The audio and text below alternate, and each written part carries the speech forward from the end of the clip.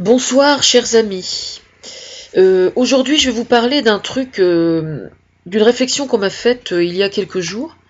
Réflexion tout à fait pertinente, à laquelle j'avais un peu pensé, je dois dire. Mais bon, c'était pas une préoccupation principale pour moi parce que j'ai la conscience tranquille. On m'a fait remarquer que je prétendais être la conseillère de François Hollande et de la totalité du gouvernement, et que j'étais aussi à la base du renouveau de tout France Télévisions et de l'ensemble des médias. Ce qui est vrai. Alors, la question subsidiaire est donc la suivante. Est-ce que les médias français et France Télévisions en particulier sont à la botte du gouvernement? Et que ça se ferait par moi. Voilà, et je reconnais que c'est tout à fait pertinent comme raisonnement. Alors on va déjà réfléchir au fait que ce soit effectivement le cas dans beaucoup de pays, et notamment dans les dictatures. Voilà, parce que, bah oui, normalement, une télévision d'État doit être indépendante du gouvernement, en théorie, ce qui est le cas chez nous, mais il y a plein des pays où c'est pas le cas. Notamment en Russie, la totalité des télévisions en Russie sont entièrement à la botte de Vladimir Poutine, et assoient sa dictature. Parce que c'est une dictature, Vladimir Poutine, hein, on est bien d'accord. Et alors, en Crimée, justement, il y a eu, parce qu'évidemment, aujourd'hui, une guerre entre pays interposés se fait d'une part par Internet et d'autre part par la manipulation des médias. Tout le monde sait ça. Bon. Et justement, comme ce sont les deux leviers absolument, vraiment très importants dans un conflit, ou dans une opposition en tout cas, parce que quelquefois ce sont des guerres non révélées, mais des guerres qui existent quand même, d'ordre culturel le plus souvent d'ailleurs. Et notamment, donc moi j'ai fait remarquer, j'ai donné comme consigne justement en passant par Thomas Fersen, je sais plus, il y a une semaine ou 15 jours, 3 semaines à peu près, c'était au moment de la révolution, avant que le président ukrainien soit renversé. J'avais fait la remarque qu'il fallait faire absolument attention à leur télévision et comment ça se passait là-bas, etc., etc.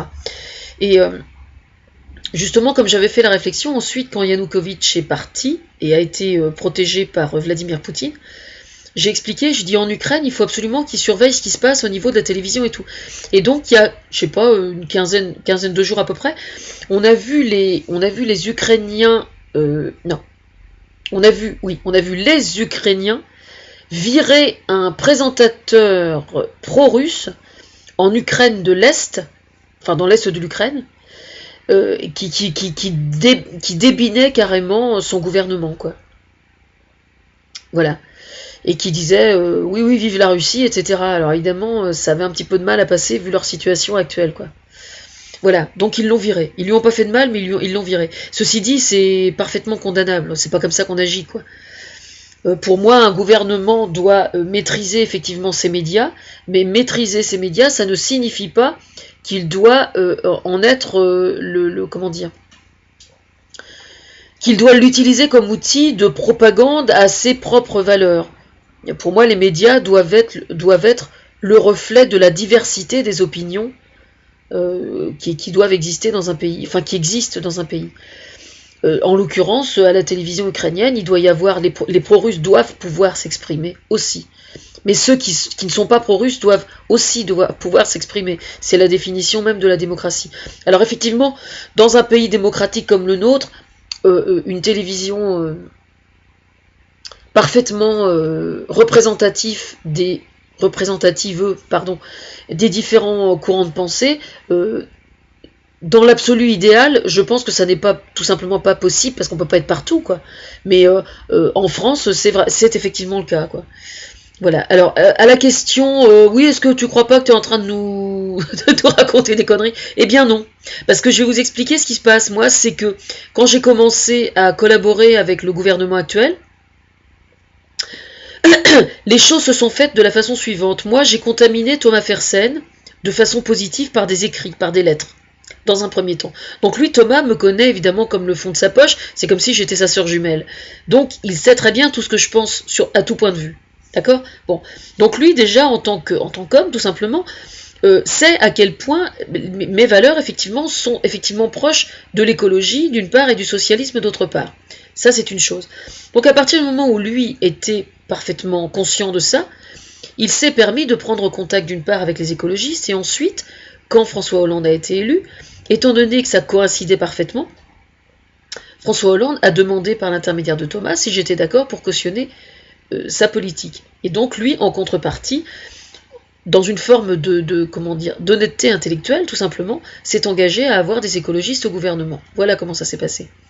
Mais pour moi, ça n'est... compte tenu des valeurs que je défends, des valeurs démocratiques, c'est-à-dire que quelqu'un qui n'est pas d'accord, c'est la fameuse formule, je ne sais plus qui est l'auteur, je ne suis absolument pas d'accord avec ce que vous dites, mais je me battrai jusqu'au bout pour que vous ayez le droit de les dire. Eh bien voilà, moi je suis vraiment une parfaite adepte de ça.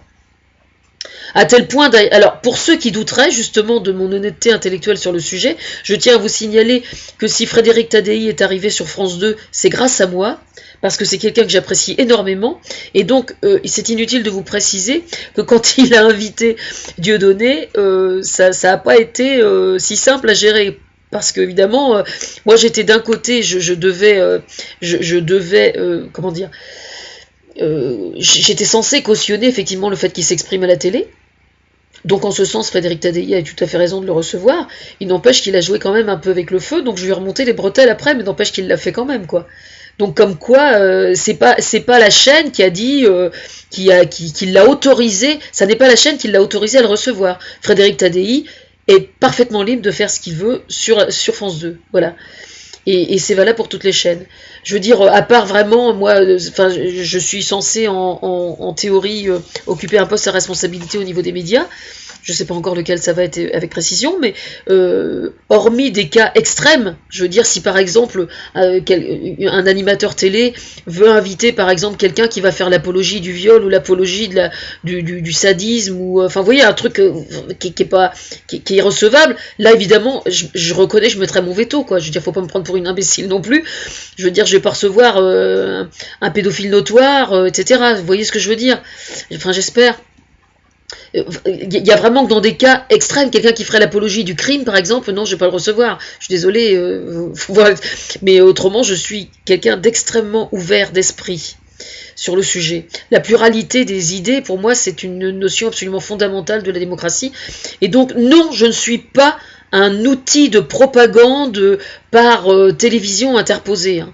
Vraiment pas. Hein. Par contre, c'est vrai que si jamais je détecte un truc dans un article, un petit détail, un article que personne n'a relevé, une petite merde, et puis je me dis merde, ce truc-là, ça va pas du tout. Je dis à Thomas, je dis non, tu peux pas demander aux gens d'envoyer spécial de faire, d'aller fouiller de ce côté-là. Et ils le font effectivement. Mais s'ils le font, c'est pas parce que je l'ai dit, c'est parce que eux pensent que j'ai raison et que il faut le faire. Voilà, c'est tout. Donc là, par exemple, envoyer spécial ou complément d'enquête. Je veux dire, s'il y a autant de gens qui m'emboîtent le pas, c'est pas pour flatter le président de la République, c'est parce qu'ils croient aux valeurs que je défends, ce qui n'est pas du tout la même chose. Voilà. Comme ça, les choses sont claires. Mais je peux le redire à la télé, si vous voulez, il n'y a pas de souci. Hein.